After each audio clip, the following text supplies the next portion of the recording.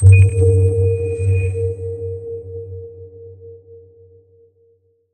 everyone, I'm FREDRANGER and I hope you're doing good. Welcome back to the channel. This is a heck of a year that we've had. We've reached 10,000 subscriber and plus I think we're at 10,500. So thank you so much for a great 2025. And I thought it would be a good timing to do an unscripted video. Like sometimes I do have a teleprompter just to remind me of the key points I want to make. But this one, I said, you know what, let's start the year very relaxed. I find that YouTube space has become so scripted and so, influencer based. So I would love to see it go back to a little bit more laid back, a little bit more relaxed type of videos. Nothing against influencers video. I know some people make great living being an influencer and I respect that.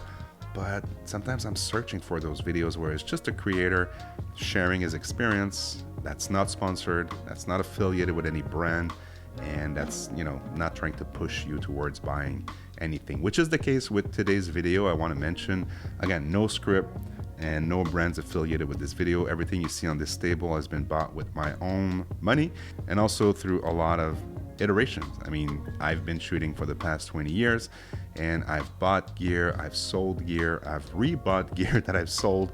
So it's through a lot of mistakes, a lot of learnings, and a lot of experience that I've came to a place where I am very satisfied with the kit that I'm rocking today. So without further ado, let's talk about that kit. And if you have any questions about anything that's on the table, please feel free to ask them down below. That's the whole reason why I have this channel. I want to be able to share my experience, what I use, how I create, just so we can have healthy conversations and entice more people to getting into this creative and visual storytelling mindset.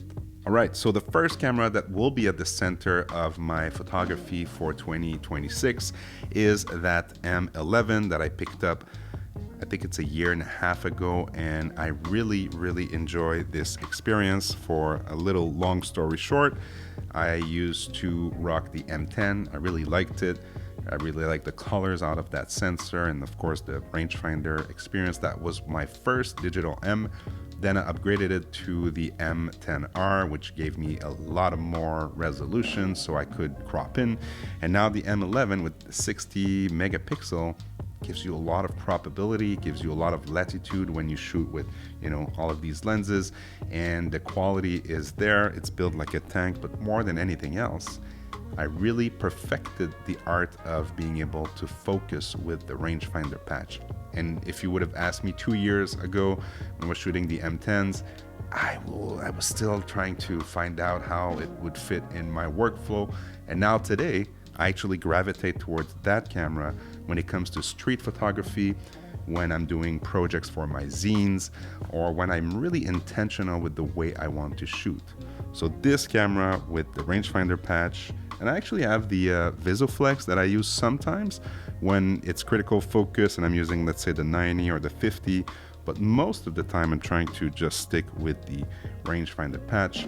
And speaking of lenses, I'm also very intentional about the lenses that will be in my bag in 2026. And speaking of those lenses, I do have a full-blown video talking about why I chose these focal length, and it's right there if you want to click on it or down below. But today I'm just going to tell you why they are making it to 2026. The first lens that I'm pairing with my M11 is, of course, the 28mm. I was a Leica Q3 shooter, and I really enjoyed the 28mm type of focal length.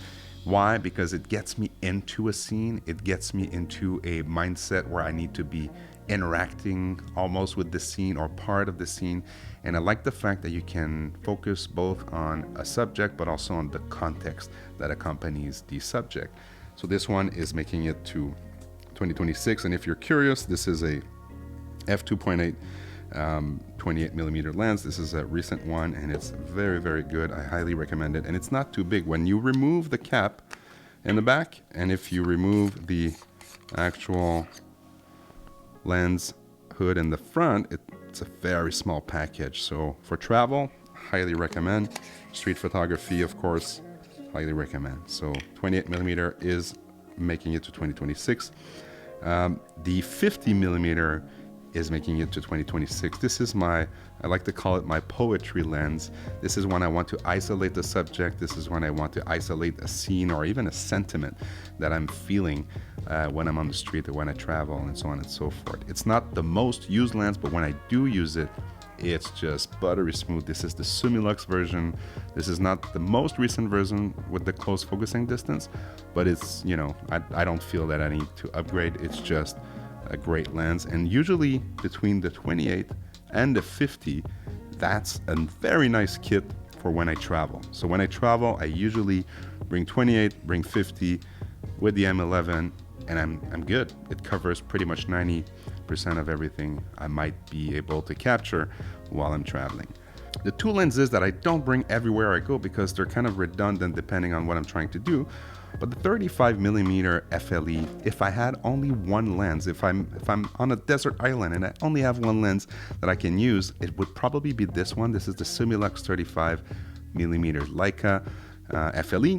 Why? Because it kind of gives you the more straightforward, realistic type of field of view, and it's not distorting a scene as a 28 would do, and it actually gives you the ability to be very, very sharp, even wide open at 1.4, which is not all the lenses that can do that, but Leica lenses are so good.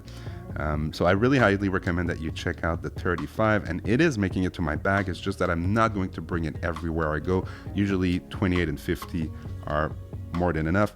And a very recent pickup that I made, that I bought at Camtech Photo. If you are in Montreal and you need Leica or any other type of photography equipment, I highly recommend you look them up and tell Jean I say hi. But this is a 90mm from 1996, I think, or 1992. And it's a 2.8, and it gives me that very buttery smooth type of portrait type of lens. So if I am on a portrait shoot, I might actually go with this lens. And those are pretty much all the lenses I own for the M11. It is a lot, so usually, like I said, it will be those two that I'm bringing on travel and probably on street photography assignment. And these ones are more specialty lens, or in this case, the one lens do-it-all type of scenario that I like to bring if I only have one lens. So this is the Leica kit, and we'll bring it here, or the Leica M kit, should I say. And then another recent pickup, or not that recent, but the most recent additions, should I say, is the Leica Q3 43. And the reason why I decided to go with the 43 is that I used to rock a Leica Q2 28mm, and I love this camera to death. It was my most used camera of all time, and you can actually watch some videos about it on this very channel. But I wanted something different, and when I heard that there was an Apple lens attached to this body, basically the same sensor, or a very similar sensor that you find in the M11, I was like, okay, I need to try out this camera, I need to try out this lens. And once I start shooting with it, I realized that, wow, this is probably the perfect combo, because it's not redundant with any of the lenses that I have. I mean, I do have a 28mm here that I can put on my M11. So having a 43, I know it's close to 35, but it's also close to 50. But this is just unique. The Apple lens gives me kind of that super realistic, but at the same time, it has some depth. Micro contrast is incredible. I have the same cropping ability that I have in the M11 with the sensor, and I love everything about this camera. And by the way, the latest firmware update makes it an even more interesting camera to work with. It's faster, the autofocus gets better. And yeah, so basically this camera is my everyday camera. So when I don't know what I'm going to shoot, when I'm not going on an intentional shoot like I do with the M11 system, I will use this one. I'll just throw it on my body, on my side, and it's always ready to go. It's autofocus, of course. It's f2, so it's decent in low light, and I can use it in any type of scenario. I can do portraits with that, even better than the 28 that I used to have, and I can do some landscape. I just need to take a few steps back. Of course, it's a bit more limiting in terms of the focal length than a 28mm, because 28 you can capture very wide scenes. So if you are against a wall, or if you don't have the room to step back, you will find yourself a little bit more limited with this camera. But for me, it was kind of the perfect duo of cameras. And look at this package. This is pretty much all I bring in terms of photography camera. when I travel. This is a very small setup. It fits within one bag and doesn't have to be a big backpack like I used to rock when I used to travel. So yeah, so this is the setup for 2026 when it comes to the photography aspect. As you can see, this can fit in any bag. I mean, very small bags. Don't have to have the big backpack like I used to when I was bringing DSLRs or even Fuji cameras. I love this because it's small, because it's versatile. I love the M shooting experience, but I also love to be able to, you know, just quickly grab a camera and be able to use the autofocus of the Leica Q3 43. And for video, the most used video camera outside of this studio camera that I'm using, it's a Sony A7CII, but who cares? This camera just stays there and it's just autofocus and it works great, and it, you know, I don't have to fiddle around with it. But when I travel, of course, the DJI Osmo Pocket 3 is probably my best pickup of last year. You can even see that I put a little lens filter on it because I want to have, you know, a little bit more cinematic type of videos. But man, this is a great video camera for anybody who's starting a YouTube channel. I highly recommend that you put that in your bag. Look at the size of it. I had the Osmo Pocket 1 to show you how, you know, we've come a long way, and it was okay. It was, you know, kind of recording 4K, but the sensor was so small. Now you have the ability to film vertical content as well. So if you flip it and you say continue, you'll be able to film video content, you know, in just one push of a button. So you can upload to your channel or to your Instagram or TikTok and so on and so forth. So this is the ultimate creation tool, I would say.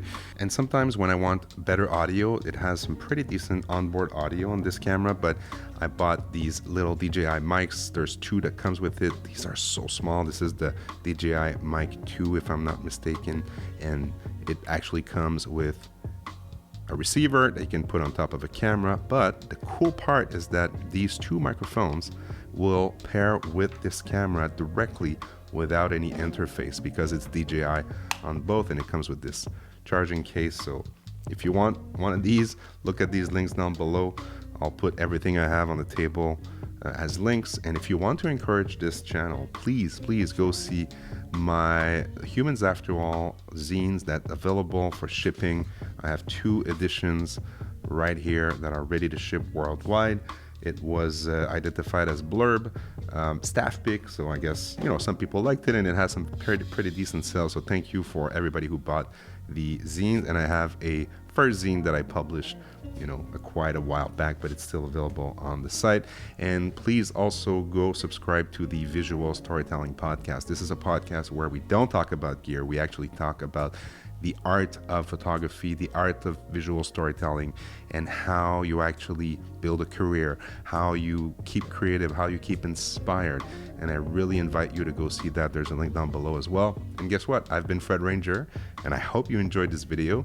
Tell me what's in your bag for 2026. Did you make some big choices over the new year? Did you decide to go with something smaller? Did you increase the number of items in your kit? As you can tell, mine is still a lot of gear, but less than I used to travel with, and I'm very happy about this selection. So if you enjoyed this content, leave a like on this video. If you want to see more about Leica or any gear that you see on this table, tell me in the comment down below. And I've been Fred Ranger. Please enjoy life, be happy, and enjoy your smaller type of camera gear kit. Cheers.